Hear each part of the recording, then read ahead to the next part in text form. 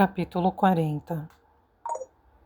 Um novo homem estava no volante do carro de fuga e isso deixava Jaime Miró nervoso. Não confio nele, explicou Jaime a Félix. E se ele for embora e nos deixar? Relaxe, ele é cunhado do meu primo. Fará tudo certo. Há muito que suplica por uma oportunidade de sair conosco.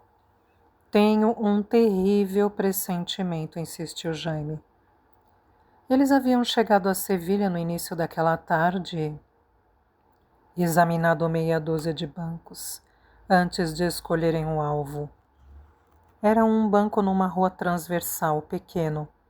Não havia muito movimento, perto de uma fábrica que efetuava seus depósitos ali. Tudo parecia perfeito, exceto pelo homem no carro de fuga. Ele é tudo o que o preocupa? Perguntou Félix. Não. O que mais? Era difícil responder. Digamos que é uma premonição. Já me falou jovialmente, escarnecendo de si mesmo. Félix levou a sério. Quer que eu suspenda a operação? Por que estou hoje com os nervos de uma velha lavadeira? Nada disso, amigo. Tudo correrá tão macio quanto seda. E no começo fora o que acontecera. Havia poucos clientes no banco e Félix mantivera-os imobilizados com uma arma automática, enquanto Jaime esvaziava as gavetas dos caixas, suave como seda. Quando os dois saíam, encaminhando-se para o carro de fuga, Jaime gritou: Lembrem-se, amigos, que o dinheiro é para uma boa causa. Foi na rua que tudo começou a desmoronar. Havia guardas por toda a parte. O motorista do carro estava ajoelhado na calçada, a pistola de um guarda encostada em sua cabeça. No momento em que Jaime e Félix apareceram, um detetive ordenou: larguem as armas. Jaime hesitou por uma fração de segundo e depois levantou a arma. Capítulo 41. O 727 adaptado voava a 35 mil pés de altitude sobre o Grand Canyon. Fora um dia longo e árduo. E ainda não acabou, pensou Megan. Ela seguia para a Califórnia para assinar os contratos que dariam a Scott Industries 400 mil hectares de terras florestais ao norte de San Francisco. Megan discutira muito o negócio e saíra levando vantagem. A culpa é delas, pensou Megan. Não deveriam me enganar. Aposto que sou a primeira guarda-livros de um convento cisterciense que eles já enfrentaram. Soltou uma risada. A aeromoça aproximou-se. Deseja alguma coisa, senhora Scott? Ela viu uma pilha de jornais e revistas numa prateleira. Andara tão ocupada com a transação que não tivera tempo de ler coisa alguma. Deixe-me ver o New York Times, por favor. A notícia estava na primeira página e saltou a seus olhos. Havia uma fotografia de Jaime Miró e abaixo a notícia: Jaime Miró, líder da ETA, o radical movimento separatista basco, na Espanha, foi ferido e preso pela polícia durante um assalto a um banco, ontem à tarde em Sevilha. Félix Carpio, outro acusado de terrorismo, foi morto no assalto. As autoridades procuravam Miró. Megan leu o resto da matéria e ficou imóvel por um longo tempo recordando o passado. Era como um sonho distante, fotografado através de uma cortina de gás enevoado e irreal. Esta guerra acabará em breve. Conseguiremos o que queremos porque o povo está do nosso lado. Gostaria que você esperasse por mim. Há muito tempo ela lera sobre uma civilização em que se acreditava que quando se salvava a vida de uma pessoa, passava-se a ser responsável por ela, pois ela salvara Jaime 2 vezes, uma no castelo e outra no parque. Não posso deixar que o matem agora. Estendeu a mão para o telefone ao lado da poltrona e disse ao piloto: mude a rota, retornaremos a Nova York. Uma limusine esperava por ela no aeroporto LaGuardia. Quando ela chegou ao escritório às 2 horas da madrugada, Lawrence Gray já estava à sua espera. O pai fora o melhor advogado da companhia por muitos anos e se aposentara. O filho era inteligente e ambicioso. Sem qualquer preâmbulo, Megan disse: Jaime Miró, o que sabe sobre ele? A resposta foi imediata. É um terrorista basco, líder da ETA. Creio que acabei de ler a notícia de que foi capturado há 1 ou 2 dias. Certo. O governo terá de submetê-lo a julgamento. Quero alguém lá. Quem é o melhor advogado criminal do país? Eu diria Curtis Raymond. Não, ele é fino demais. Precisamos de alguém implacável. Megan pensou por um instante. Chame Mike Rosen. Ele já está ocupado pelos próximos 100 anos, Megan. Desocupe-o. Quero-o em Madrid para o julgamento. Gray franziu o senho. Não podemos nos envolver num julgamento público na Espanha. Claro que podemos. Amicus curiae. Somos amigos do réu.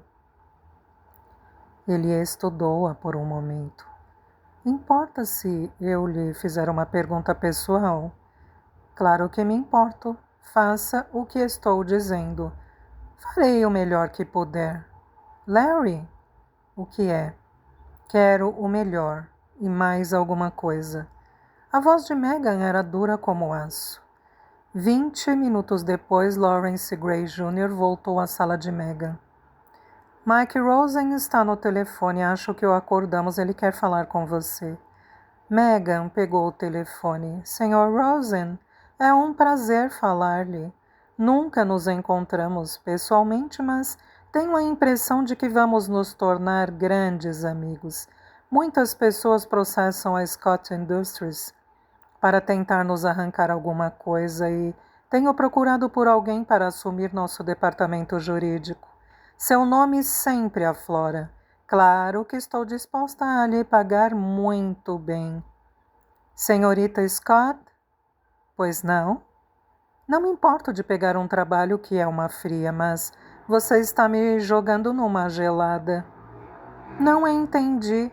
Pois então permita-me usar o jargão legal. Sem rodeios, são 2 horas da madrugada. Ninguém contrata ninguém às 2 da madrugada. Sr. Rosen?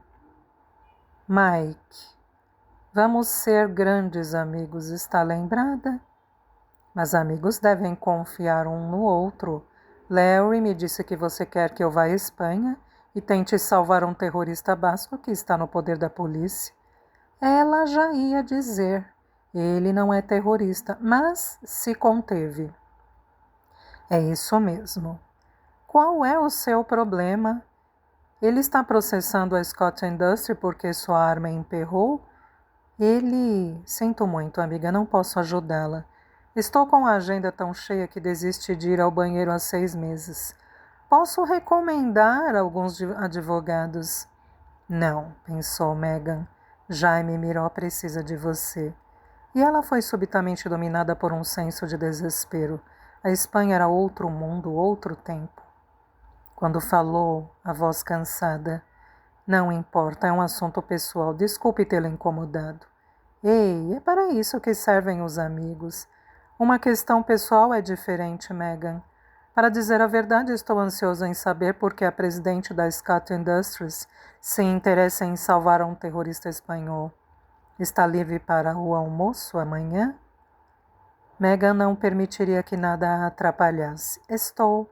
Le Cirque, a 1 hora? Megan sentiu-se mais animada. Combinado. Faça a reserva, mas devo alertá-la para uma coisa. O que é? Tenho uma mulher muito bisbilhoteira. Os dois se encontraram no Le Cirque. Depois que Círio deixou-os à mesa, Michael Rosen disse: Você é mais bonita do que nas fotografias.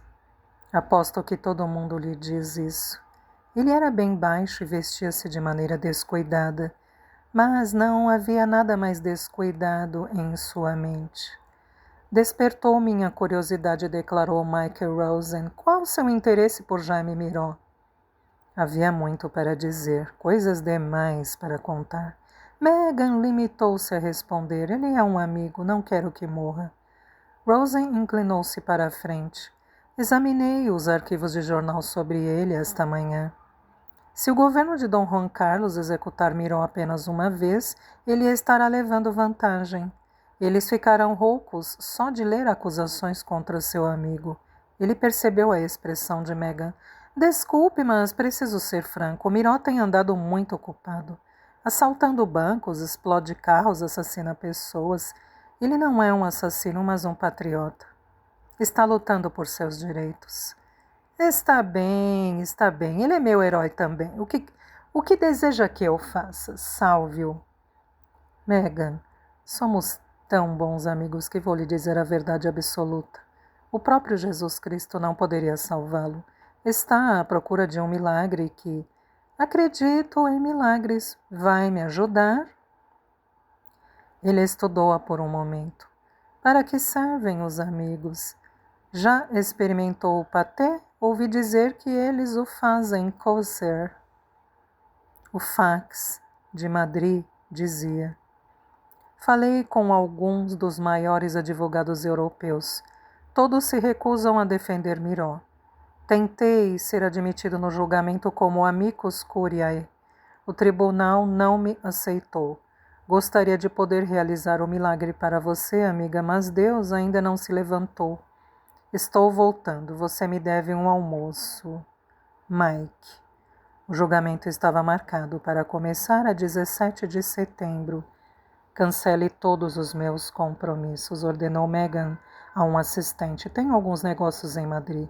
Quanto tempo vai demorar? Não sei. Ela planejou sua estratégia no avião enquanto sobrevoava o Atlântico. Deve haver uma maneira, pensou Megan. Tenho dinheiro e poder. O primeiro-ministro é a chave. Preciso entrar em contato com ele antes do início do julgamento. Depois disso será tarde demais. Megan teve uma reunião com o primeiro-ministro Leopoldo Martínez, 24 horas depois de chegar a Madrid. Ele convidou-a para almoçar no Palácio Moncloa. Agradeço por me receber tão prontamente, disse Megan. Sei que é um homem ocupado. Ele levantou a mão num gesto de protesto.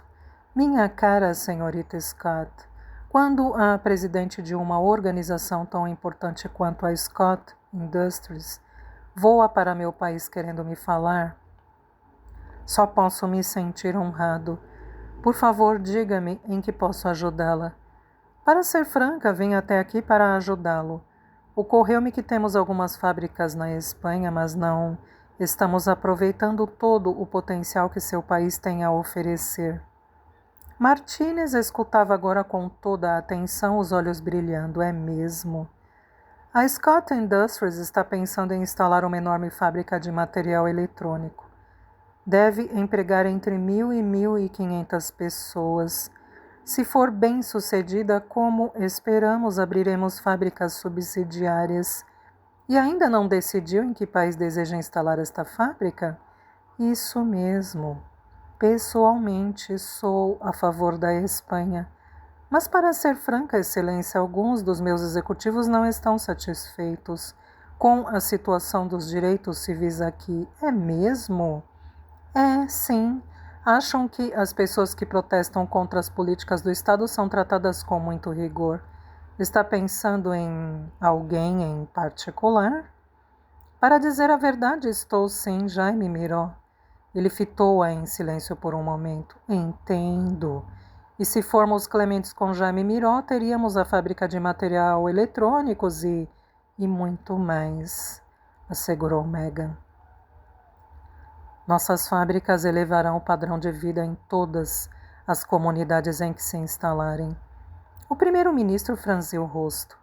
Receio que haja um pequeno problema. Qual? Podemos negociar tudo. Trata-se de algo que não pode ser negociado, senhorita Scott. A honra da Espanha não está à venda.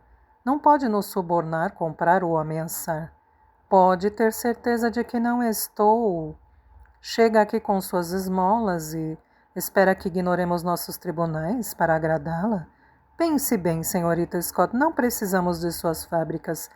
Piorei a situação, pensou Meghan. O julgamento durou 6 semanas, num tribunal sob forte guarda fechado ao público. Meghan permaneceu em Madrid, acompanhando todos os dias as notícias do julgamento. Michael Rosen telefonava-lhe de vez em quando. Sei pelo que está passando, amiga. Acho que deveria voltar para casa. Não posso, Mike. Ela tentou se encontrar com Jaime. As visitas estavam terminantemente proibidas. No último dia do julgamento, Meghan prostrou-se diante do tribunal perdida na multidão. Repórteres saíram correndo do prédio e Meghan deteve um deles. O que aconteceu? Ele foi considerado culpado de todas as acusações e condenado à morte pelo garrote. Às 5 horas da manhã, marcada para a execução de Jaime Miró, uma multidão começou a concentrar-se diante da prisão central de Madrid. A Guarda Civil ergueu barricadas para manter a multidão crescente no outro lado da ampla rua, longe da entrada principal da prisão. Soldados e tanques bloqueavam os portões da prisão. Lá dentro, no gabinete do diretor Gomes de la Fuente, ocorria uma reunião extraordinária. Ali estavam o primeiro-ministro Leopoldo Martínez, Alonso Sebastián, o novo comandante do GOI, e os 2 assistentes do diretor, Juanito Molinas e Pedro Arrango. O diretor Lafuente era um homem corpulento de meia-idade, expressão taciturna, que devotara a sua vida a disciplinar criminosos que o governo entregara a seus cuidados. Molina e Arrango, seus inflexíveis assistentes, trabalhavam com ele há 20 anos. O primeiro-ministro Martínez estava falando. Eu gostaria de saber que providências foram adotadas para evitar que haja problemas na execução de Miró. O diretor de la Fuente respondeu. Estamos preparados para todas as emergências possíveis, Excelência. Como constatou ao chegar, foi colocada uma companhia inteira de soldados armados em volta da prisão. Seria preciso um exército para entrar aqui. E dentro da prisão? As precauções são ainda mais rigorosas. Jaime Miró encontra-se numa cela de segurança máxima no 2º andar. Os outros prisioneiros do andar foram temporariamente transferidos. 2 guardas estão na frente da cela de Miró.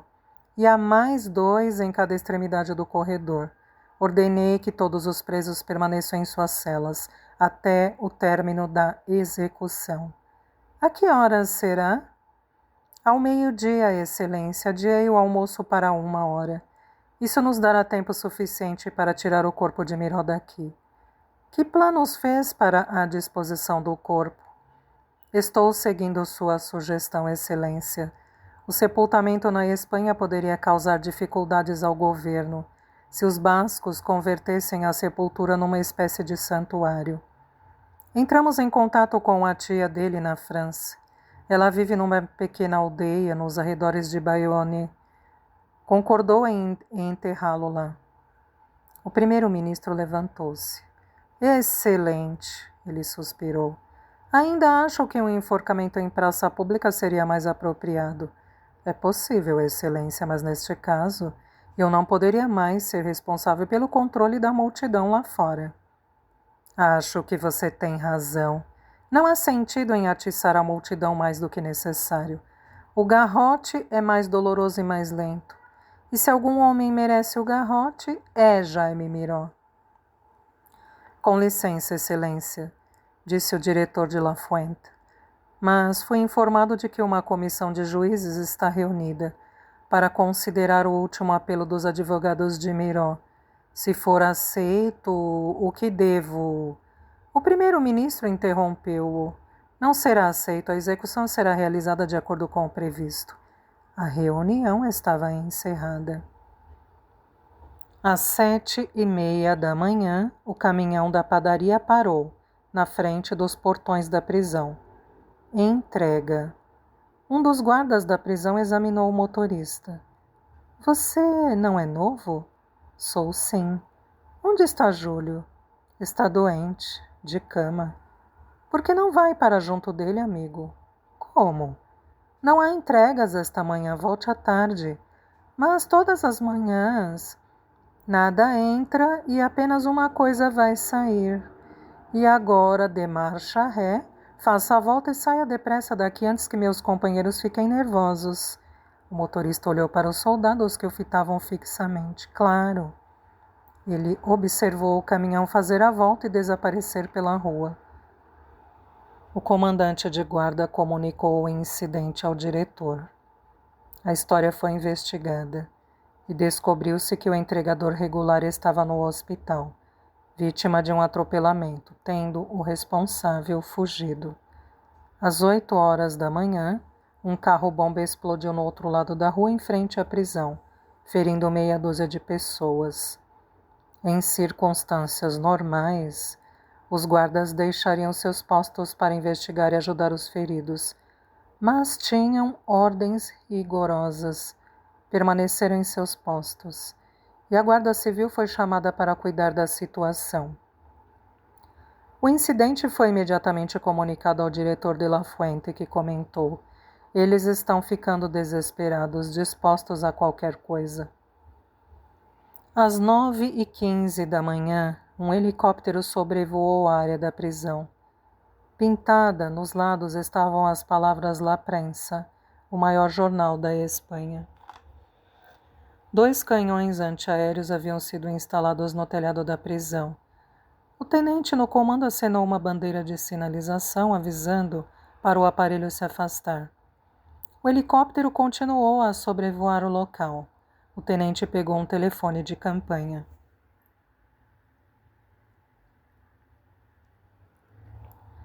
Diretor, temos um helicóptero sobrevoando a prisão. Alguma identificação? Diz La Prensa, mas parece ser recém-pintado. Dê um tiro de advertência. Se o helicóptero não se afastar, pode derrubá-lo. Está certo, senhor. O tenente acenou com a cabeça para seu artilheiro. Dispare um tiro próximo. O disparo explodiu a 5 metros do helicóptero. Eles podiam ver o rosto do piloto. O artilheiro tornou a carregar. O helicóptero subiu e desapareceu no céu de Madrid. O que virá em seguida? Especulou o tenente. Às 11 horas da manhã, Megan Scott apresentou-se na sala de recepção da prisão. Estava abatida e pálida. Quero falar com o diretor de La Fuente. Tem um encontro marcado? Não, mas... Lamento muito, mas o diretor não receberá ninguém esta manhã. Se telefonar esta tarde, avise-o que é Megan Scott. O homem examinou-a mais atentamente. Então, esta é a rica americana que está tentando libertar Jaime Miró. Eu não me importaria se ela trabalhasse em mim por algumas noites. Está bem, vou avisá-lo que está aqui. 5 minutos depois, Megan estava sentada na sala do diretor de La Fuente. Alguns dirigentes da prisão também estavam ali. Em que posso ajudá-la, senhorita Scott? Eu gostaria de ver Jaime Miró. O diretor suspirou. Lamento, mas não é possível. Mas estou... Senhorita Scott, todos sabemos quem é. Se pudéssemos atendê-la, garanto que teríamos o maior prazer, disse com um sorriso. Nós, espanhóis, somos muito compreensivos e também somos sentimentais de vez em quando. Não hesitamos em ignorar determinados regulamentos. O sorriso desapareceu. Mas não hoje, senhorita Scott, de jeito nenhum. Este dia é muito especial. Levamos anos para capturar o homem que deseja ver. Por isso, hoje é o dia em que todos os regulamentos estão em vigor. Agora só quem pode ver Jaime Miró é seu Deus, se é que ele tem algum. Megan estava desesperada Eu não poderia vê-lo apenas por um instante? Um dos membros da diretoria da prisão, comovido pela angústia de Megan, sentiu-se tentado a interferir, mas se conteve. Sinto muito, mas não é possível, respondeu o diretor de La Fuente. Poderia mandar um recado para ele? A voz de Megan era trêmula. Mandaria um recado para um morto. O diretor olhou para o relógio. Ele tem menos de 1 hora para viver. Mas ele está apelando da sentença. Uma comissão de juízes não está se reunindo para... O apelo foi rejeitado. Recebi o comunicado há 15 minutos. A execução vai ocorrer. E agora, se me dá licença... Ela levantou-se e os outros seguiram seu exemplo. Megan olhou ao redor, deparando com rostos frios, estremeceu. Que Deus tenha misericórdia de todos vocês, murmurou ela. Eles ficaram observando em silêncio enquanto Megan deixava a sala. 10 minutos antes do meio-dia, a porta da cela de Jaime Miró foi aberta. O diretor Gomes de La Fuente, acompanhado por seus 2 assistentes, Molinas e Arrango, e pelo Dr. Miguel Anoncion, entraram na cela. 4 guardas armados mantinham-se de prontidão no corredor. Está na hora, disse o diretor. Jaime levantou-se. Estava algemado, os pés acorrentados. Torci para que se atrasasse. Ele exibia um ar de dignidade que o diretor de La Fuente não podia deixar de admirar. Em outro tempo, em outras circunstâncias, poderíamos ser amigos, pensou. Jaime saiu para o corredor deserto. Os movimentos desajeitados por causa das correntes nos pés. Foi escoltado pelos guardas Molinas e Arrango. O garrote? Perguntou ele. O diretor acenou com a cabeça. O garrote. Terrivelmente doloroso e desumano. Ainda bem que a execução ocorreria numa cela fechada. Longe dos olhos do público e da imprensa, pensou o diretor. O grupo avançou pelo corredor. Podiam ouvir o brado da multidão na rua lá fora. Jaime, Jaime, Jaime. Era uma explosão de 1000 gargantas, tornando-se cada vez mais alto. Estão chamando por você, disse Pedro Arrango. Nada disso. Estão chamando a si mesmos, chamando por liberdade. Amanhã eles terão outro nome. Eu posso morrer, mas sempre haverá outro nome. Eles passaram por 2 portas de segurança e chegaram a uma pequena câmara, na extremidade do corredor, com uma porta de ferro verde. Um padre com uma batina preta surgiu de uma curva do corredor. Graças a Deus que cheguei a tempo, vim dar os últimos sacramentos ao condenado. Quando ele se encaminhou para Miró, 2 guardas bloquearam-lhe a passagem. Lamento, padre, disse o diretor de La Fuente, mas ninguém chega perto dele. Mas eu sou... Se quer dar os últimos sacramentos, terá de fazê-lo através de portas fechadas. E agora saia da frente, por favor. Um guarda abriu a porta verde. Parado lá dentro, ao lado de uma cadeira presa no chão, com grossas tiras saindo dos braços, estava um homem enorme, usando uma meia máscara. O garrote estava em suas mãos.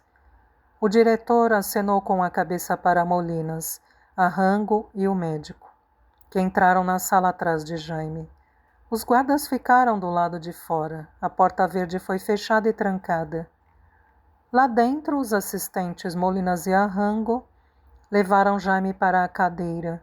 Tiraram-lhe as algemas, amarraram-no na cadeira com as tiras de couro, enquanto o Dr. Anoncion e o diretor de La Fuente observavam.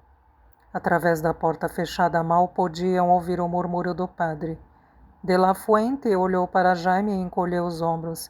Não tem importância, Deus compreenderá o que ele está dizendo. O gigante com o garrote colocou-se atrás de Jaime. O diretor Gomes de La Fuente perguntou, quer um pano para cobrir o rosto? Não. O diretor olhou para o gigante e acenou com a cabeça. O homem levantou o garrote e estendeu-o para a frente. Os guardas junto da porta podiam ouvir os gritos da multidão na rua. Querem saber de uma coisa? Resmungou um dos guardas. Eu gostaria de estar lá fora com eles. 5 minutos depois, a porta verde foi aberta. Tragam o saco para o corpo, disse o Dr. Annoncion. De acordo com as instruções, o corpo de Jaime Miró saiu por uma porta nos fundos da prisão. O saco foi jogado na traseira de um furgão sem qualquer identificação. Mas no momento em que o veículo deixou a área da prisão, a multidão na rua adiantou-se, como se atraída por algum imã místico. Jaime! Jaime! Mas os gritos eram mais suaves agora. Homens e mulheres choravam. Seus filhos olhavam espantados, sem entenderem o que se passava. O furgão passou pela multidão e finalmente alcançaram a estrada. Meu Deus, murmurou o motorista. Foi fantástico, o cara devia ter alguma coisa. É verdade, e milhares de pessoas sabiam disso. Às 2 horas daquela tarde, o diretor Gomes de la Fuente e seus 2 assistentes, Juanito Molinas e Pedro Arrango, entraram no gabinete do primeiro-ministro.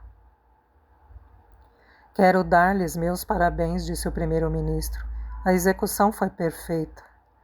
Senhor primeiro-ministro, não estamos aqui para receber parabéns, disse o diretor. Viemos apresentar nossos pedidos de demissão. Martínez ficou espantado. Eu não compreendo o que... É uma questão de humanidade, excelência. Acabamos de ver um homem morrer. Talvez ele merecesse morrer, mas não daquele jeito. Foi bárbaro. Não quero mais fazer parte disso ou de qualquer outra coisa parecida. Meus colegas pensam da mesma maneira. Talvez devessem pensar mais um pouco no assunto, suas pensões. Temos de viver com nossas consciências. O diretor de la Fuente entregou 3 cartas ao primeiro-ministro. Aqui estão nossas renúncias. Ao anoitecer, o furgão cruzou a fronteira com a França e seguiu para a aldeia de Bidache, perto de Bayonne. Parou diante de uma casa de fazenda imaculada. É aqui. Vamos nos livrar do corpo antes que comece a feder. A porta da casa foi aberta por uma mulher de 50 e poucos anos. Vocês o trouxeram? Trouxemos, madame. Onde gostaria que o deixássemos? Na sala de visitas, por favor. Pois não, madame, eu não esperaria muito tempo para enterrá-la. Entende o que estou querendo dizer? Ela observou os 2 homens carregarem o saco com o corpo para o interior da casa e largarem no chão da sala. Obrigada. De nada. Ela ficou parada observando o furgão afastar-se. Outra mulher veio dos fundos da casa e correu para o saco. Abriu-o rapidamente. Jaime Miró estava encolhido lá dentro, sorrindo. Aquele garrote podia ter me deixado com torcicolo. Vinho branco ou tinto? Perguntou Megan. No aeroporto Barajas, em Madrid, o ex-diretor Gomes de la Fuente, seus 2 assistentes, Molinas e Arrango, o Dr. Annoncion e o gigante que vestira a máscara, estavam no salão de espera para viajar. Ainda acho que estão cometendo um erro ao não irem comigo para a Costa Rica, disse de la Fuente. Com 5 milhões de dólares, poderiam comprar todo o país. Molinas sacudiu a cabeça. Arrango e eu vamos para a Suíça. Estou cansado do sol. Vamos comprar algumas dezenas de bonequinhas de neve. Eu também, disse o gigante. Eles viraram-se para Miguel Annoncion. O que vai fazer, doutor? Vou para Bangladesh. O quê? Isso mesmo. Usarei o dinheiro para abrir um hospital. Pensei muito a esse respeito antes de aceitar a oferta de Megan Scott. Cheguei à conclusão de que se pudesse salvar uma porção de vidas inocentes, por deixar um terrorista viver, então seria uma boa troca. Além do mais, devo lhes dizer, eu gostava de Jaime Miró. Fora uma estação das melhores na região rural da França, proporcionando aos fazendeiros colheitas abundantes. Eu gostaria que todos os anos pudessem ser tão maravilhosos como este, pensou Rubio Arzano. Fora um bom ano sob mais que um aspecto. Primeiro, seu casamento. Depois, há um ano, o nascimento dos gêmeos. Quem jamais sonhou que um homem pudesse ser tão feliz? Estava começando a chover. Rubio fez a volta com o trator e seguiu para o celeiro. Pensou nos gêmeos. O menino seria grande e robusto, mas a menina, ela seria impossível. Vai dar trabalho a seu homem, pensou Rubio, sorrindo. Saiu a mãe.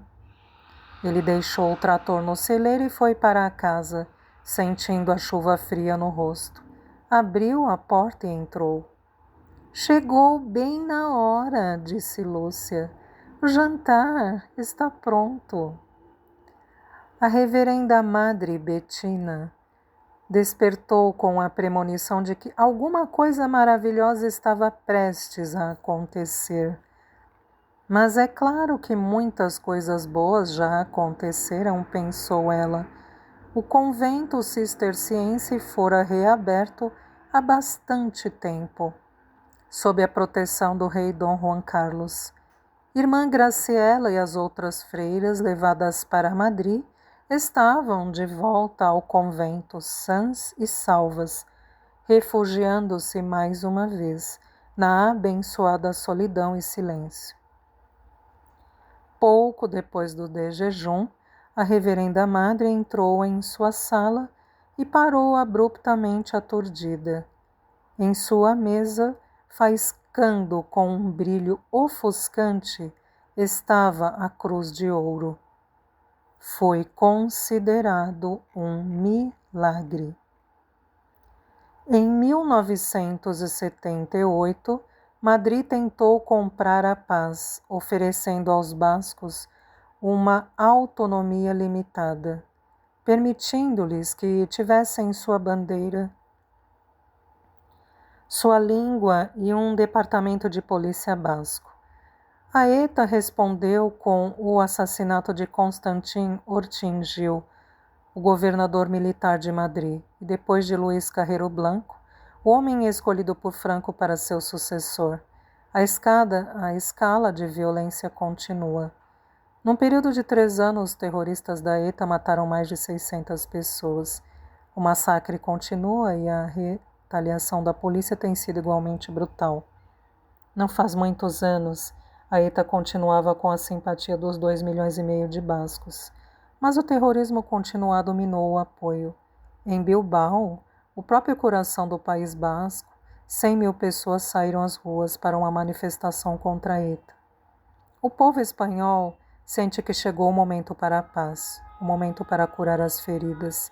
A Opus Dei está mais poderosa do que nunca, mas poucas pessoas se mostram dispostas a discutir o assunto. Quanto aos conventos cistercienses da estrita observância, há hoje 54 espalhados pelo mundo, 7 deles na Espanha. O antigo ritual de eterno silêncio e isolamento permanece inalterado.